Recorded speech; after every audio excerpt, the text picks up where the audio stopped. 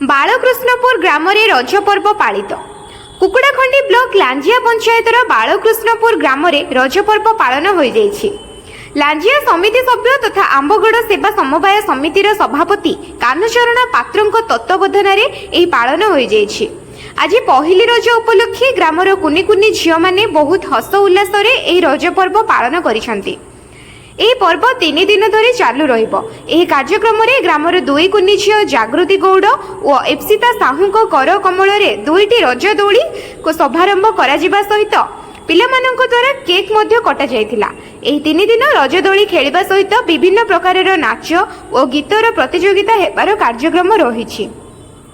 आज कुनी कुनी झियो माने रज दोली खेलिबा सहित मिठा और पिठा बंटन करी परस्पर मध्य शुभेच्छा जणाइथिले। एही कार्यक्रम रे ग्राम हरिश्चंद्र पाणीग्राही, विपिन पात्र, प्रफुल्ल साहू, पद्मलोचन गौड़, सुधाकर साहू, सुनील गौड़, अनंतराम साहू और सुधीर गौड़ कार्यक्रम को परिचालना करने सहित ग्रामर ग्रामवासी और बहु महिला सहयोग करथिले। गंजाम जिल्लारो इपिली पूर्णचंद्रଙ୍କ रिपोर्ट। जदि आपण मानकु आम वीडियो भल लगी थाए ताहले आम चैनल को लाइक, शेयर और सब्सक्राइब करने को भूलिबेनि।